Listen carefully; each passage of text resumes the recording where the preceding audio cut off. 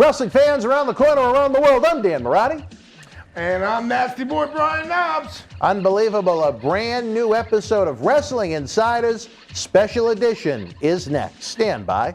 Wrestling fans around the corner, around the world, I'm Dan Marty. And I'm Mr. USA WWE Hall of Famer Tony Atlas. The road to WrestleMania has begun. Wrestling fans are looking to add to their man caves. You got to see what we have in the eBay store. Check it out. Support Wrestling Insiders and keep wrestling legends working on eBay. Get this limited edition WWE NXT Johnny Gargano personally autographed 11x14 comic book style poster, a great addition to the collection of any Johnny Wrestling or NXT fan direct from WWE. Also comes with a mystery autographed 8x10 photo and an on-air shout-out from WWE Hall of Famer Mr. USA Tony Atlas on Wrestling Insiders at your house. Get it now. Boston wrestling sports in the MWF explodes into a new year with professional wrestling content galore and need you to join our family. Every Tuesday night at 10 p.m. after our Monday Night Raw review, it's Wrestling Insiders at your house with WWE Hall of Famer Mr. USA Tony Atlas. Wednesday nights at 10 p.m. after NXT and AEW, join rotating legends on Wrestling Insiders Special Edition. Every Thursday night at 10 p.m. after our NXT and Dynamite review, it's Marty Jannetty's no-holds-barred sex, drugs, and rock and roll journey on Wrestling Insiders Party with Marty. Friday night after SmackDown, don't miss John Cena Sr.'s Wrestling Insiders Fabulous Fridays. Plus, look for classic clips, history videos, bonus live episodes, pay-per-view, watch-alongs, and more. For less than a cup of coffee at Starbucks, get early ad-free access to our Wrestling Insider talk shows, our acclaimed studio shoot interview DVD library, and help keep wrestling legends working during the worst of times. Join our growing family at patreon.com/Boston Wrestling. Expect the unexpected in 2020. This is Mick Foley. This is Harley Race. This is Shelton Benjamin. This is Mr. Wonderful Paul Orndorff. This is the Monster Abyss. And this is Daniel Bryan. This is JBL, and you're watching the MWF. Be there live.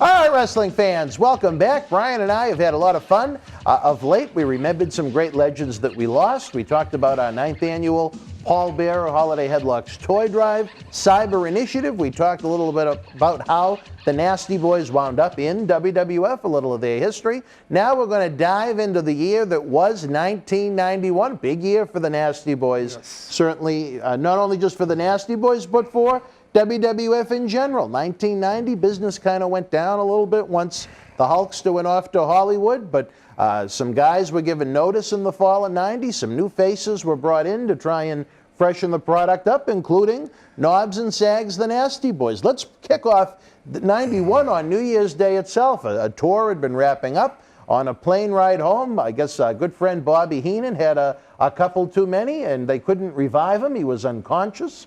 They brought him to the area hospital in Tampa. When they revived him, I wasn't on that flight though. I remember it happening, but I heard about it. You know? Weren't on that flight. No. Were you living in Tampa at the time? Yes. You were. Okay. Yes, we were there since '88 when we went down to wrestle for Steve Kern and Mike Graham for Florida Championship. Oh, that's right. You were in Florida. Yeah. The doctors asked the police to open his bag. They found a couple of pipes and 48 grams of weed, and poor Bobby was embarrassed and arrested. Now, not that 48 grams of weed nowadays, people would grin. Now it's but nothing. Back in 1991, was it something that the boys started to worry about a little bit, being caught with something like that on the road, or no? No. No. Different night, someone just got caught. No, it was, back then it was like we were rock stars, so. Right. And Triple H said that to me, I said, it's true to the guys today, go up to play Nintendo, and he goes, yeah, Knobs, he goes, it's so different. He goes, when you guys were in, it was like you were rock stars and rock and rollers. I said, well, that's why I got into business, because it was, in that kind of, atmosphere all the time, so, but yeah, it was definitely that kind of atmosphere, and, we were just glad that Bobby was okay and everything, Royal Rumble 1991, we discussed it a little bit. Orlando, Florida, great opening. No, Tag team. Miami. What year was Orlando? Orlando was 90, I think. See, you Yeah, caught me. yeah. You caught me, brother. You're good. Yeah. Because I can't see without my glasses on very well. No. Great opening contest between the Rockers and the Orient Express. Yep. How did it come to be that we discussed that you were one of the final three with Hulk Hogan and Earthquake. How was it that you came to replace the Honky Tonk Man and not Jerry? I have no idea. No idea. Jerry worked a dark match with Sam Houston. Yeah. And you went and at he don't remember that. And he doesn't remember that. No. But I bet you remember your spot. I couldn't. I just was looking at the board and I was going, what? Are you kidding me? You know? And then, I went in there like a ball of fire and started hitting everybody and really spudding them. And then Kurt, of course, I went to hit him and he took a step back. I fell on my face and the whole Battle Royal jumped on me and started beating the living hell out of me. Davey Boy, everybody. That damn Kurt got me again. But then I was there to the end, and I mean, it was just amazing to be in that spot. And then, like I said, and at the time, Hulkamania was still running wild. Oh, yeah. Oh, man. And then being, me and, Earthquake, and Quake was such a good guy. He's not here no more either, but just to be us two and Jimmy, on the outside of the ring against Hulk, I mean, great moment. Unbelievable, yeah. Something you'll never forget. Something that's etched in your brain and your heart, because you know how it was and how great it was, The day of the Royal Rumble itself, how would they go about putting together the match with 30 guys, plus even some managers running around? It must have taken a little bit of coordination or a big group meeting. That's what Pat was good for. Okay. So take us back. I don't know. You don't even remember? No, I don't know how they did it. They just brought it in, told everybody to come in the room, and there was the board. So You're there was going a board out there. It would say what number you'd go out and what number you were going to be eliminated. Yep. I got you. Okay. Oh, Yeah. so and who was going to eliminate you? Yeah. Oh, wow. So it wasn't a Hollywood production, so to speak. Well, it wasn't too hard to figure out who was going to eliminate me when I saw. I couldn't believe that. I was just kept on saying, really? You sure it's not a mistake? Because I just got in. We just got in November. Yeah, and you were taking Honky Tonk Man's spot to begin with. I right? didn't even know. Yeah. I didn't even know that. Because they called us at the last minute to come down, and we were in Tampa, and they flew us down, and then before you know it, I was on the last three, and I went, damn, that's a good spot to have. But again, that was part of Jimmy Hart's stable. It was me and Sag, it was Earthquake, it was Dino Bravo, it was the Mountie. Big stable. Yeah. Big stable. Yeah. We noted that you started on the house show loop in the winter, working with the Bushwhackers, headed into spring. You did a lot of tag team matches on the road with your old friends, former house or apartment mates, I should say, down in Memphis, Shawn Michaels and Marty Jannetty. Well, in Minneapolis first. Oh, you knew them in Minneapolis before Memphis? Yeah. Oh, okay. All right. I knew them right away in '86, and it was like clockwork, and they were ahead of their time. The spots they were doing, nobody was doing that. I mean, something like the Rock and Roll Express, but they were more, they were coming up with, things that nobody saw before, with the double slide under and everything. I mean, we had one heck of a match with them at the famous Royal Albert Hall in England. I mean, we tore it up, and we always had good matches with them. That just goes way back from driving down the road, wrestling them back in the 80s, and then, finally when we, it was time to, hit the big team, WWF, we already knew we knew each other so good, and we were friends, and that's how it worked. So Shawn, often regarded as one of the greatest of all time. I think maybe Marty is very underrated. He was so good, so smooth. Your memories of, is Marty Jannetty the professional wrestler? Marty's great. Yeah, he was really good. You know what I mean? I think Shawn learned a little bit off him in the beginning because Marty was in before Shawn. Shawn broke in after Marty, and then they got together. I think they got together in the AWA, but Marty was in Kansas City and different places. But Marty knew how to work, man. Marty could work. and do all kind of stuff too. You know, all kind of, you know, stuff that you never saw before. You know, this was back in the AWA days, so not too many people. We came on ESPN, but everybody was watching either NWA down south before turning to WCW or WWF. Right. And then if you're in Texas, you were watching Devon Eric's. You know what I mean? And then Bill Watts had the Louisiana territory. So there were still different territories, but the two top ones at the time, or three top ones, were AWA, Vince, of course, WWF, and NWA. Right. And people like working with AWA because you would have off in the summer. You'd work in the winter, so you would actually have a couple months off, which was good because when you were on the road, you're on the road, you know, and you're not home a lot. You're working, make money for the family, you know. January 21st, 1991, house show, Nasty Boys Bushwhackers. This one just happened to be in the world's most famous arena, Madison Square Garden. Your memories of the mecca of professional wrestling? No, unbelievable. Still the best place to wrestle because you know, Madison Square Garden. You can't take that away. So whenever you wrestled at the Garden, it was special. Whoever you wrestled, you know, I mean, it was special. It was Madison Square Garden.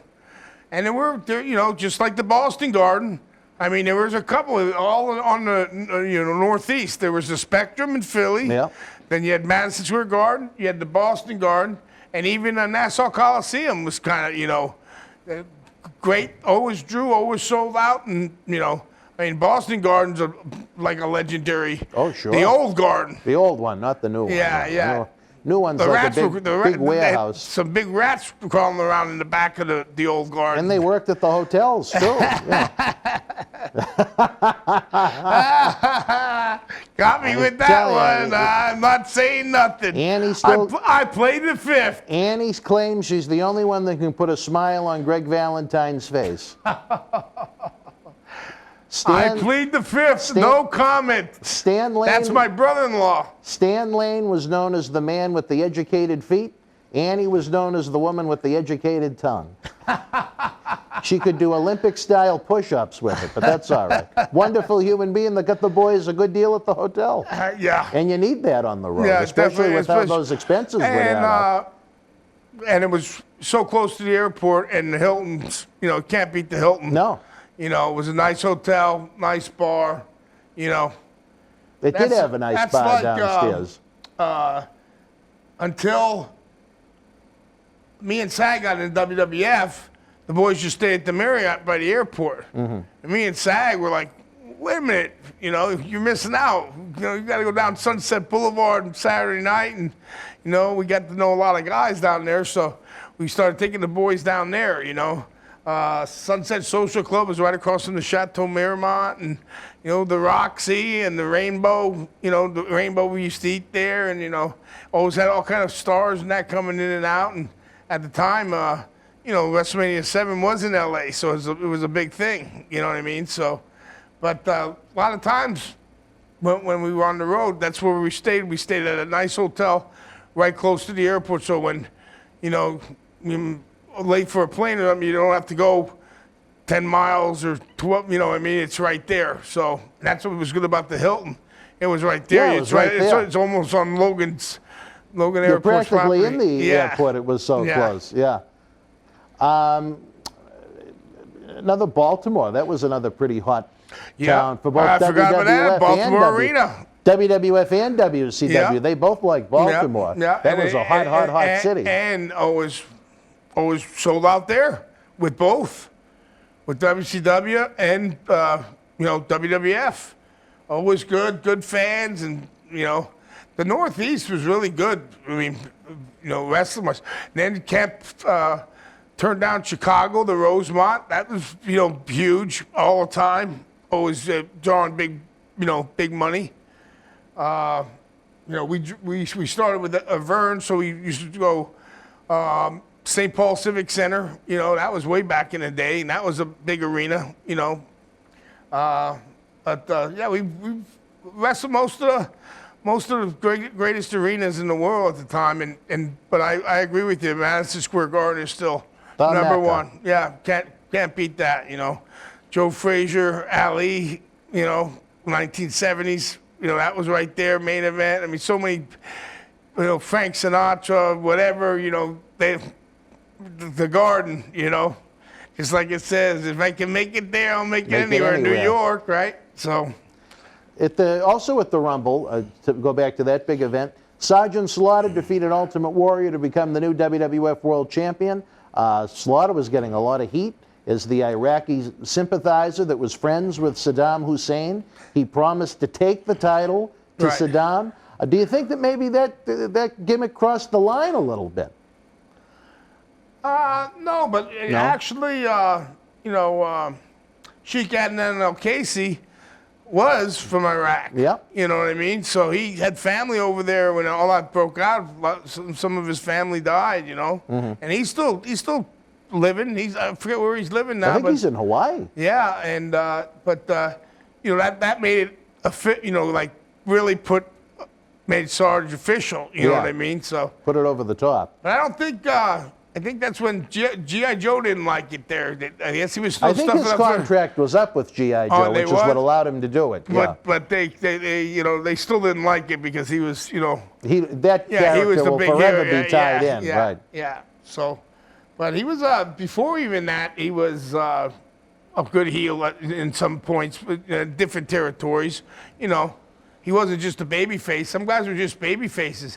That's why I think it got such a big wow factor with the NWO when Hulk turned, because Hulk had never been Hulk. Wait a minute. Well, in the early 80s, yeah, Freddie Blassie was his manager. Yep. He was a heel. You remember that. But after everything popped, you know, he had talk about a run. That was a good run he had there, you know, so, you know, with WWF. So, and he was drawing them. I mean, you can't beat that. I mean, he's just as being a friend of his, he's just a good guy, you know, good-hearted guy, and, you know, a lot of things you don't know because he gives a lot back. He does a lot for charity, but he don't let people know. He don't have to. He's not one of them. He does it because he likes to do it. Because he wants to. Yeah. Yeah. And the interactions we've had with him, he did a couple appearances with Pat Catino over at the gym, and some things we did when Hogan was with TNA Impact. One of the classiest guys I've ever seen with the fans. I'll say that much. Yeah, definitely. Gives every fan a great experience. And then John Cena, you know, I mean, look at he made the mark with the Make-A-Wish. I mean, he does so much stuff with Make-A-Wish. I mean, you got to just take your hat off because you got to give back. I mean, you can't just. Well, you're in this business, you become famous, and you know, you got to give back. I mean, you know, I do Children's Hospital, I do Make-A-Wish, I do, you know, I do different stuff. Just like, you know, he asked us to come up for the Paul Bearer event. I mean, how could you say no? I mean, Paul was such a good guy, and it's for such a great cause, and you know, you're actually an asshole if you don't want to do something like that. Yeah. Because you got to give back. You know what I mean? I mean, there's some people that, you know, maybe don't like doing it, but me and Sag were never like that. We always like to, you know, do what we can. Hey, you know what? The business was good to you in a lot of ways. You got to give back to the business. Exactly. You know? That's the way I always try and look at it. That someone like Paul Bearer went above and beyond to try and help me as a young person. That he didn't have any need to. He didn't have any necessity in life to say, you know what, I have to try and enrich what Dan Marati can do in wrestling. He took the time because he felt like he wanted to help the cause, to make wrestling a better place by having more people that are well-versed in it. Yeah. I don't think you can ever stop giving back. Back in the day, nobody knows, but when, you know, WCW was beating Vince and Sag got hurt, and I went on the independent circuit, I was wrestling Cactus, and then that Sunday I had to wrestle Stone Cold, you know, on pay-per-view. That's when Vince was letting the guys go out. But the independent circuit was unbelievable because you didn't have every Tom, Dick, and Harry thinking they were a promoter. There was only a couple guys, and they take nice buildings, and you were drawing like 4,000 or 5,000 people. It wasn't Little League Baseball where you paid $100 and everybody got to play a couple Exactly. innings. And they always had good guys. Bushwhackers were always on with us. Jimmy Snuka, Greg the Hammer. I mean, the list goes on. You know what I mean? And people would come out, you know, because they weren't with, you know, WWE no more or WCW, and it was an independent. But like Canton, Ohio has a nice little arena there. I guess it holds. I think he passed away now. His name was Joe Pizza, but he's friends with the Bushwhackers, and they got me booked there. And brother-in-law Greg, you know, the Hammer, he was doing it for a while, you know, with the independents. And back in the day, the independents were hot, but now, you know, they kind of get watered down a little bit because everybody, you know, some are good, some are good, but some aren't good. So, you know, that hurts a little bit. There's you know nothing what I mean? special about it. Right. Exactly. When everybody and anyone can do it, what makes it special? Yeah. Why go out of your way to see it? Yep. And You're that can right. be said for a movie, music, anything exactly. like that. You're right. That even, not to pat myself on the back like Barry Horowitz, but even interviews like this. Anyone can set up a camcorder, or anyone can say, oh, we're going to do a Zoom interview on a computer or something like that. Yeah. Anybody can do that. Here we have a nice studio, we have a nice ambiance, we have a great history. I mean, going back 19 years now. This is actually one of the best ones, you know. Oh, I appreciate that. I was telling you that when we were just talking. Yeah. I said, this is a fantastic setup, beautiful studio, and we're sitting down talking, you know, distancing, following all the rules. I think we are more than 6 feet apart. Oh, yeah, definitely. Yeah, more than 6 feet. All right, good. You know. We got a social distance here. Even if there wasn't the craziness going on like it was, I think you might want to still be 6 feet apart because, you know, the nasty boys, sometimes we don't smell as good as. You know what? I didn't want to say anything. Especially with what's going on in the bathrooms here, but that's a different story. Yeah, I know. For a different time. Then I go in there and it looks like I did it. The bathroom was nasty before you even got here, brother. I know. Did you do that just for us or what? I'm still waiting for the plumber. I got a text about a plumber at about 11 o'clock, and here we are now. I don't know what the heck time it is, but I guess he had a long ride. I don't know. Or maybe there were a lot of water issues in the area. I don't know. It's always an adventure here in this studio. The same night as WWF taped a Friday night main event special. In 1988, the first Friday night main event they did on NBC with Hogan and Andre did 33 million people. The 1991 version was cut to about a quarter of that. That was the last primetime special on a weeknight that WWF had on NBC. But the same night that was taped, it was during a Superstars of Wrestling challenge. The Nasty Boys won a 7-team tag team battle royal to earn that championship match at WrestleMania VII. Now, going into that night, did you have any idea this battle royal was coming up? Did you? No, and I don't remember it. You don't remember winning that tag team battle royal? No. I tell you this, back in, you know. I just saw just recently, you know, because I Facebook, but I'm not on all the time. And you never respond to me, Brian. And I never. I put likes here and there, but I'm not, you know, I mean, like, when I see Cactus, he's on it all the time and stuff. Yeah. You know what I mean? My wife, like, you know, when I'm at home, you know, I have other things to do, but I like to, you know, put out, like, if I'm on something like this, like I retweeted your thing a couple times. And we appreciate that. You know. And when these shows start to air, you can let the fans know that we're doing it. And I don't really tell, you know, my personal business either on there, like a lot of people do.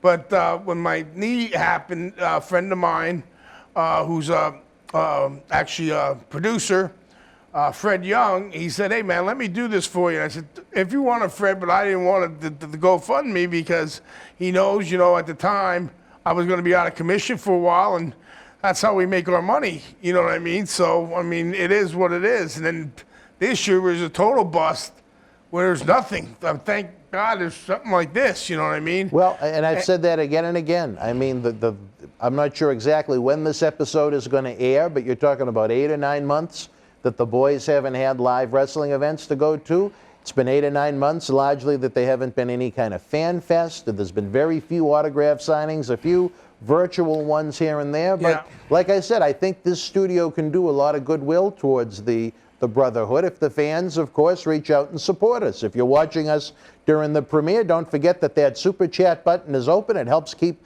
wrestling legends like Brian Knobbs, Jerry Saggs, Marty Jannetty, Tony Atlas, and so many more working. We have our great Patreon service where you get early ad-free access to all of our talk shows, plus our Studio Shoot Interview DVD library for the cost of a cup of coffee down at Starbucks. You can find that at patreon.com/Boston Wrestling. If everybody did just a little bit, it would make the work so much easier, you know what I mean?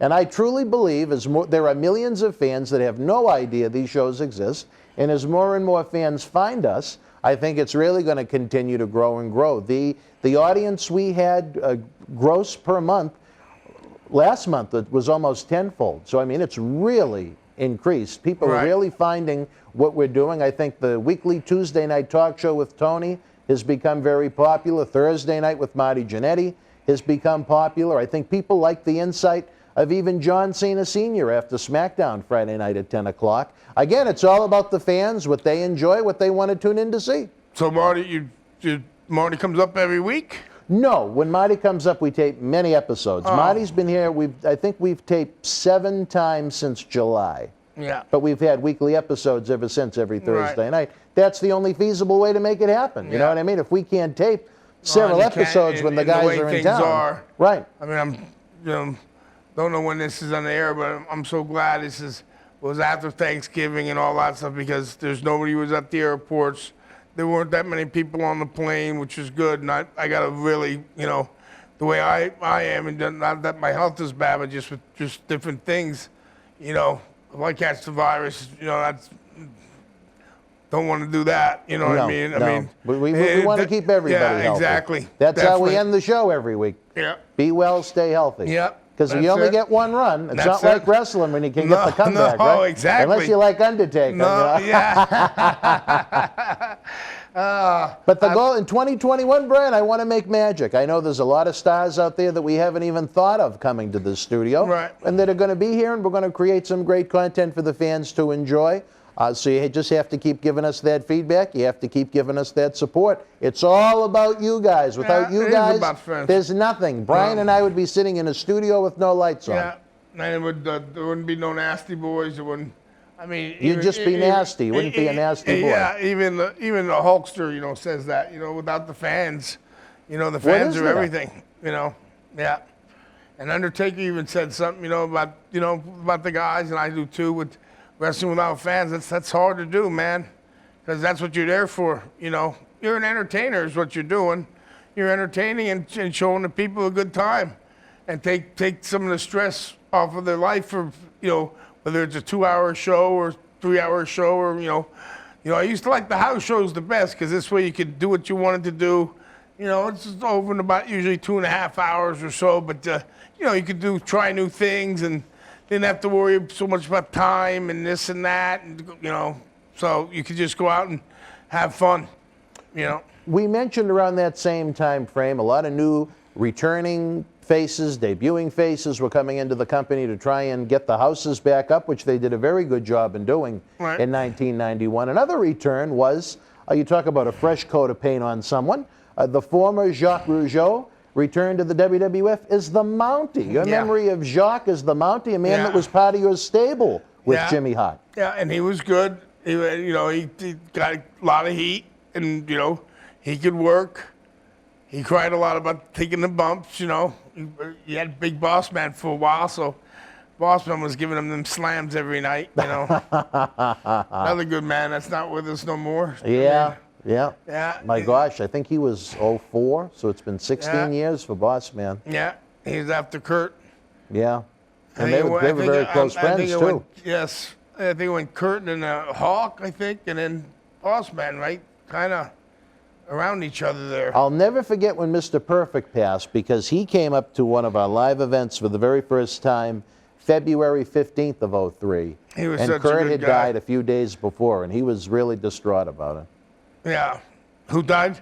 Kurt Hennig died a few days before his first appearance with us. Before you had... Yeah, before one of our live events. And I remember Percy was very upset when he came in for the appearance. No, Mr. Perfect. What was he upset about? Percy was upset that Mr. Perfect died. We're talking about Mr. Perfect. Who are you talking about? Boss Man? No, Paul Bearer. Oh, Paul. I thought you were referring because I was putting Boss Man in there. Yeah, Paul was friends with everybody, man. Yeah. And everybody liked him. And Kurt was always the jokester. He was always joking, so he was funny, and just like Paul was too. You know what I mean? So, I mean. And you know what? I am going to do the same thing with you that I did with Jerry, because I almost forgot again.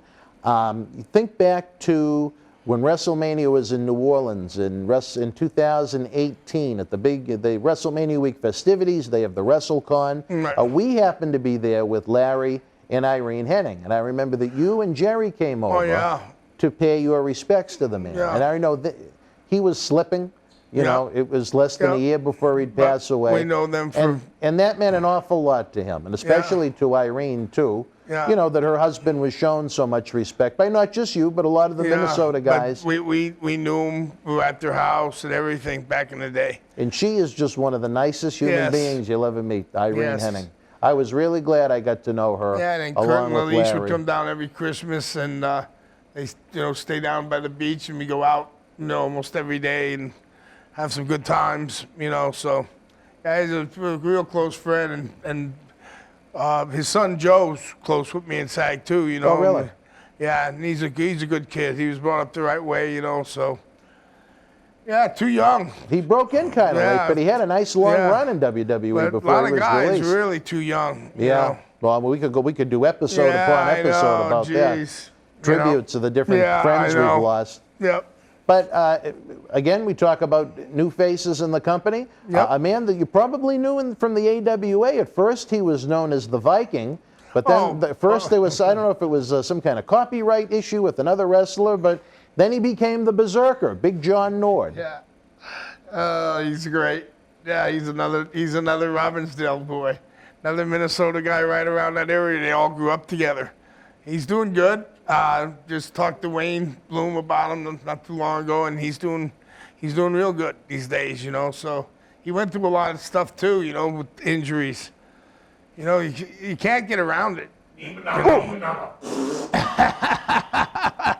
What the hell was that? That's SAG. Watch your feet, Jerry, brother. Just so we don't kick anything and unplug it. Welcome back to our humble abode.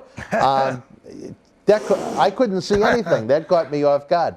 And I lost my train of thought. Oh, Berserker. He had kind of a unique gimmick where instead of trying to win the match via pinfall, he'd take the guy and hurl him over the top rope, and he'd go for a count-out win. I can't think of anyone else in wrestling that ever really did that. He was mentored by Bruiser Brody.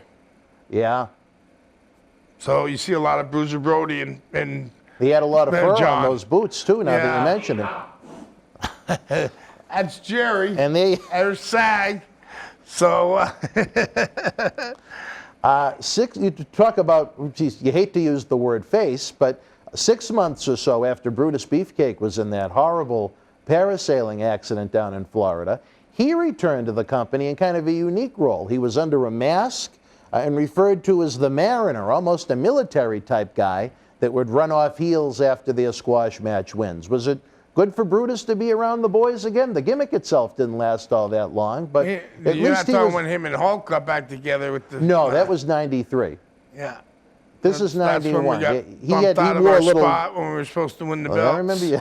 I don't think I forgot about that. That one stung a little. We're still in 91. My whole family came out and everything. Oh, really? Yeah, we all knew it, and then in that month, it just happened like that. We were already up to, I think it was April 1st, and March, we found out March 1st that, we were in Europe, and Ted and IRS didn't come over right away. They stayed for Monday Night Raw to shoot the angle. Oh. And then we found out over there, and that's when, we kind of supposedly got an attitude problem, but we were, kind of like,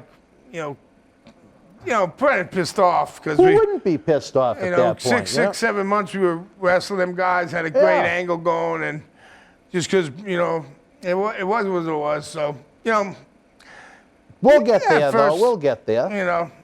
It's all good. It is. You know, at first it wasn't, you know, but then it was. Then we were there for only like another year, and then after that, Oh, no, after, you're talking a couple of months. No, 90, no, I think 94 we left. No, you were in WCW by the summer of '93. Oh, were we? Oh, yeah. Yeah. See, you know better than me. Well, you had You to know? live it. I can only Yeah. I watched it on television. You had Yeah. to live it and Yeah. experience it, you know? Yeah. But now just But that was good to always have another. That's why AEW is good, because it's it's hard to revamp you. It's like a big circle. So it was always good that you could go somewhere else and then go for 2-3 years down there and Yeah. then come back and then Yeah. you're hot again back with the WWE. You know, so it was always Fresh good to coat go. of paint. And then when that was, after 2000, there was just one company. Kind of, it hurt the business a lot because there was nowhere for nobody to go. Right. So, it's good to see AEW doing as good as they are. and knock on wood, they continue to Yeah, succeed and yeah. grow and grow and grow. And some great matches and great talent. And there's another guy. Creating jobs. Another guy I take my hat off to, Jericho. Yeah. He's still out there doing it. He's 50, Hell, great condition for a man at his age, yeah. Yeah, and he still does the rock star thing and everything, you Yeah. know. So, yeah, but Undertaker still tops everybody, 30-year run. I don't know who's going to top that, if anybody. No one will. Jericho's had a great run, but not an Undertaker Yeah, but run. not WWE the whole Right, time. in the event, too. And great matches and main events all the time, So. Yeah, Jericho could kind of be ebb and flow with where he was positioned on the Yeah. card. Great career nonetheless, but just Yeah. not an Undertaker He does. career. I like his ideas and stuff, though. I watch both of them. I still watch. I got I tape them so I can go buy on something. the something I DVR, don't- yeah. So, But I think all the talent today is incredible. Stuff they do. High flying off here and there, any second could go wrong, and you there goes your leg, neck, back, whatever, and then you're injured Brian, I look at it like this. There's a lot of people right now that don't like how wrestling is presented on TV. They miss the good old days and so on. But I don't think anyone with an open mind can deny that in 2020, 2021, you have probably the best production values you've ever seen, state-of-the-art production values, along with probably the most athletic roster in the history of the industry. Now, whether you like how it's presented, how you like that jigsaw puzzle is put together, that is debatable, certainly. But as far as these men as athletes, my God. But in our era, all the guys were 250 and above. Everybody was big. In your era, even you look Dynamite like men. Kid. You look like men. Well, even Dynamite Kid, he was short, but Small they are. Compared to, look at the size of you. Look at the size of Jerry. Yeah. And just some of the veterans of that day and age. Even Savio, when he was here, he was still very thick. Yeah, so still big. And you have, in some cases, talents on Major League Television shows that look like they still could be in high school if you found out. You know what I mean? So I think that's hurt the business. That's one of the negatives right now. One man's opinion. But what are you going to do, Because right now there's, all kind of rules. Like I say that to everybody, football's changed, basketball's changed, hockey's changed. Look at it, you can't even hit the quarterback the way you used to. So wrestling's going to change too. You change with the times, and that's the way it is. So, if you like wrestling, you still watch, and those who don't, definitely tell us when we're signing for them, like, your era was and it's always between that 80, 90s era there. They're just, the characters they had in that, it's just, it's just a lot of good thinking, you know what I mean? So, just think about it. There's, from, you had Tito, you had the model, Rick Martel, guys that just Mountie, you said he switched, and Papa.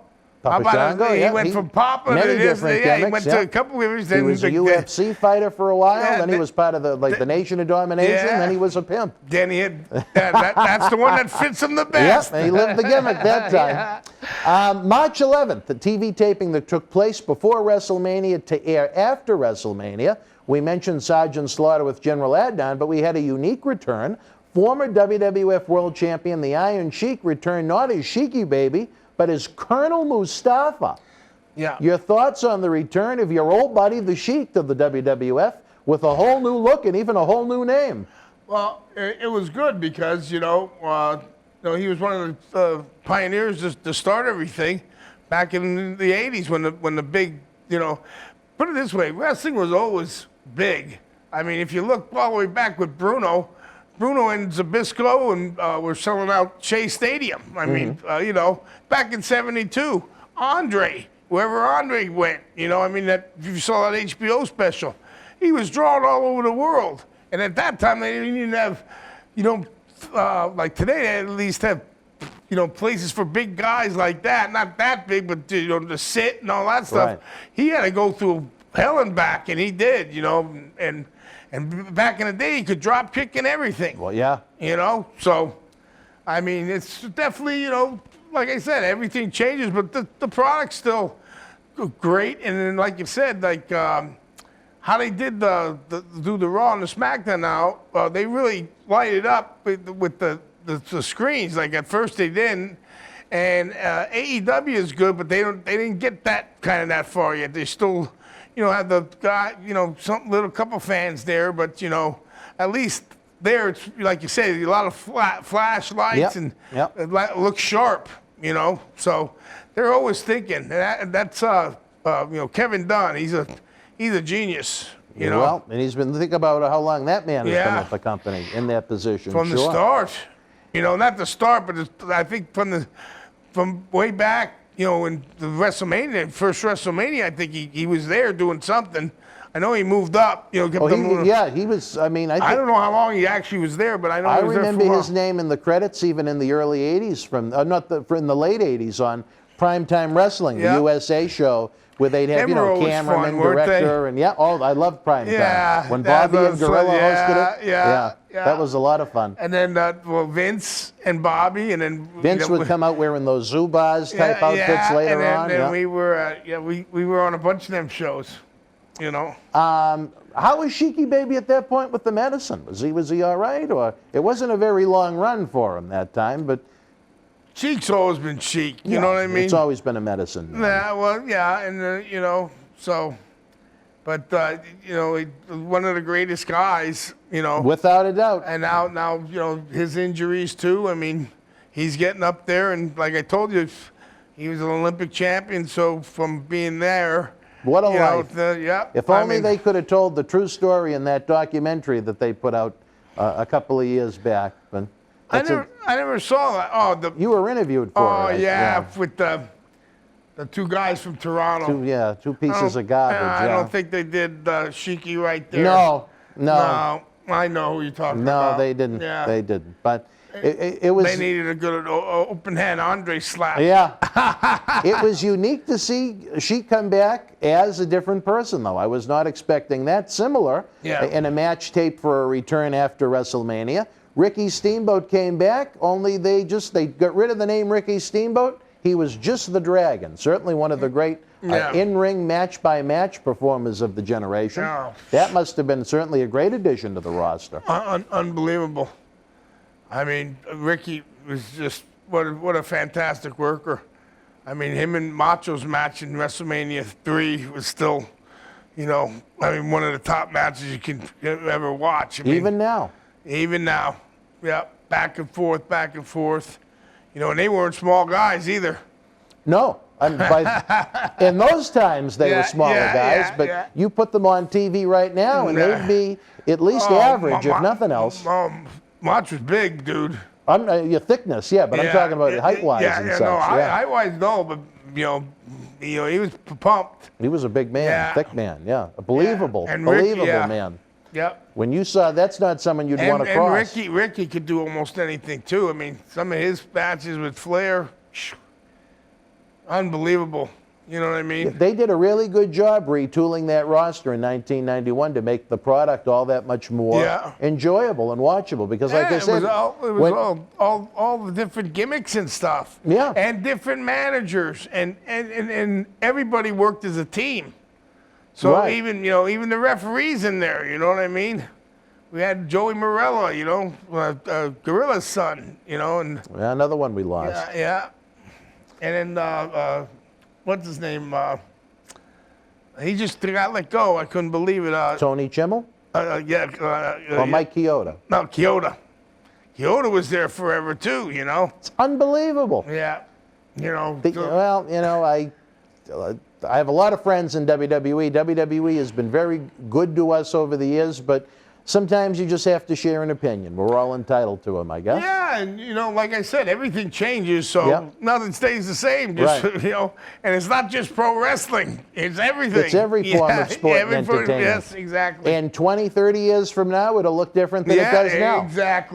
Exactly. There is going to be a generation of fans that look at what many don't like in 2020 is the good old days someday. Yes. When they're in their 30s and 40s and 50s. But you go back, you know, you go all the way back to like you're talking about Patterson in the 50s, and you had Gorgeous George. Yeah.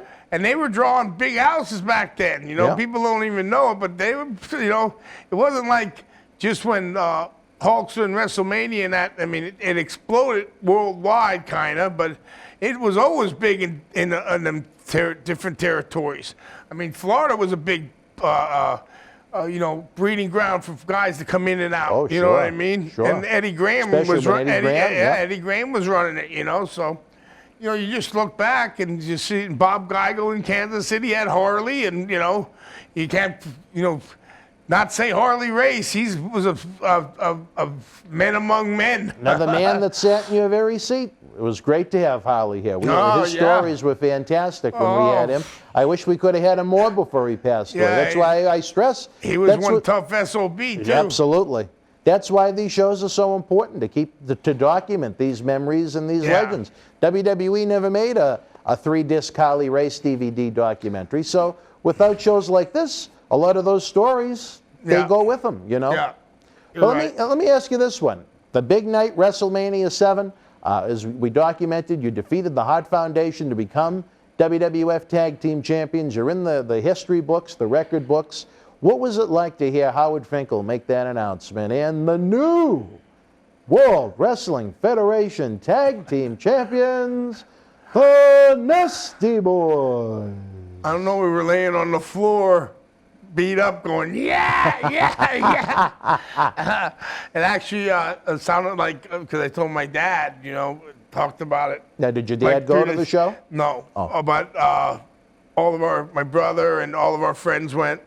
And my wife, she was my girlfriend at the time, she went, and had one of the greatest times ever. And then at the end of the night, we ended up going over to Santa Monica with Kurt and Sean and Larry the Axe, who kept on telling Kurt I was full of shit, that Willie Nelson wasn't staying there. And we ended up partying with Willie till like 6 in the morning.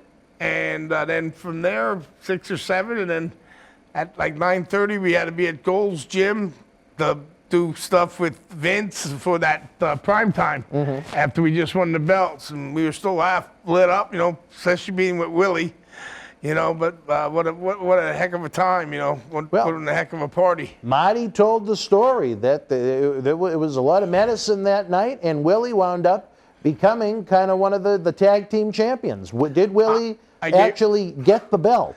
He sang Angel Flying Too Close to the Ground for me, and I gave him the belt. Now, why did you give him the belt? Because, you know, it was that he's good. One of my heroes, and he's awesome, and he's a hero, and he's a true icon, and he does anything for people. And at that time, I already had known him, I think 4 years. So he wasn't a stranger to you? No. I know him from Dusty, 88. We met him, and then in 91. Oh, wow. Okay. He came and sang, yeah. And it was so funny because when he was doing his rehearsal, everybody was around Lanza and everybody's around the ring looking at Willie. And when we walked up, he stopped and he said, "What are you doing, boys?" This and that. And he, you know, we got in the ring to hug him, and everybody was like, "How do the Nasty Boys know Willie Nelson?" You know, so. But, yeah, and I still know him real good to this day. He's been a friend of mine. I've been to his picnics, and I did the Best Damn Sports Show, you know, and went out there and went out to one of the picnics and interviewed Merle Haggard, and Barry Switzer was there, and Toby Keith. Oh, wow. And they had Grateful Dead, but Garcia wasn't with them anymore. And then I interviewed Willie, That's really impressive. Yeah. Willie Nelson, wow. yeah. Did Willie keep the belt? No, I had to ask him back after we were ready later. I said, Willie, I'm sorry, but he wore it. I had pictures with him wearing it. He wore it like it was a country belt buckle. He loved it. Oh, yeah. Now, what was Vince McMahon's reaction the morning after WrestleMania, after giving you the belt, to only find out that Willie Nelson had one of them? No. He didn't know? No, he never. He knew later, but I got it back before I left that night. So he didn't keep it for a prolonged period. No. Oh, I I see. gave it to him. He wore it. He was having fun, and then I said, "I'm sorry, Willie, but I have to get that back. I got to shoot TV tomorrow." And he laughed. He said, "I thought you gave it to me." So he, Do you think Willie wanted it? He would have loved to have it. Yeah, and he likes to joke around. Yeah. So yeah, we had a good time. Everybody that was there, and a lot of people came over with us. And we went from there, and then the bar shut down, and then all of us went on the bus. Mr. Perfect and Sean was there, and Larry the Axe, and all. Isn't that great that Kurt used to take Larry and bring him to some of those big shows? Because Well, Larry loved being on the road. Well, Larry, he's the one that introduced wrestling to his son. He was a big wig in AWA. Oh, yeah? Yeah. And strong. He's the only one, Hawk said, he gave him the double axe, the axe, that he was my eyes twirled in the back of my head after I gave him. So, he was the real deal.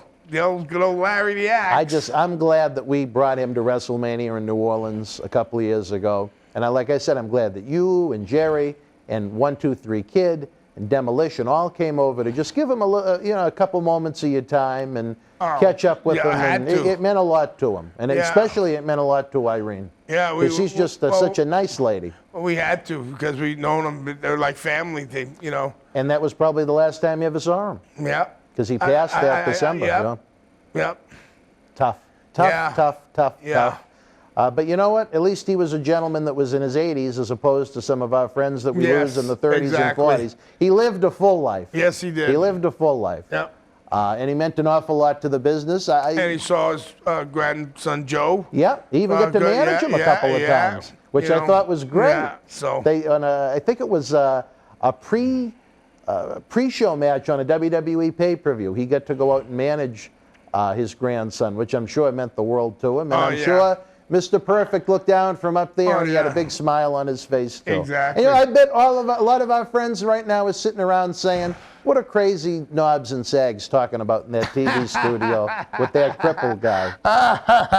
Yeah. Maybe we're entertaining them, too. Who knows? Exactly. They're having some hellacious matches up there. I tell you this, SummerSlam weekend when Marty was here, we were going to do a watch-along where we watch the actual pay-per-view when we comment on it while the fans watch us and they go back and forth. Yeah. And just as we were getting ready to do it, after we were talking about Percy, the power to the building went out.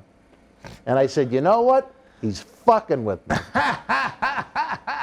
And if someday when I make it up there I find out that to be true, I won't be surprised. Well, we come here and the bathrooms ain't working, and what the heck? Jesus. Just because we're the nasty boys, I mean, come on.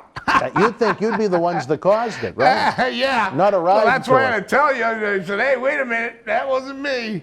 Oh, God. Well, you know what, Brian? We've had a lot of fun. I want to have you back here in 2021. You guys, you may be nasty in spirit, but the kindness you've extended for the Paul Bearer Holiday Headlocks Toy Drive, beyond coming in for the great interviews, we did the virtual autograph signing. And again, for the fans that couldn't join us live, they might have been busy on a Saturday. Yes. They might have been out Christmas shopping. Oh, yes. God only knows. Look at the weather out here. Their power might have gone out. Yeah. They can still get the VIP package with the photos and the posters. Anything that was left over from the virtual signing, you guys were nice enough to sign before you left. Again, that shows the heart of the individuals. And again, as life perks back up, anytime you have anything nasty you want to promote, you've got our show. We got a heck of a lot of fans that have been tuning in. Love to come back. Me and Sag would love to come up. We always love Boston. was one of our favorite towns. Like And I may said. have to come down to Tampa to see a Yeah. Rays game with Yeah. you. We'll have to wait and see about yeah, that. I'll hook I'm you a up down there. diehard baseball fan. Oh, I'll hook you up down there. Briscoe likes going too. Did you know Yeah. that? Jerry likes going to the Rays games I now. didn't see him too much, but I got John.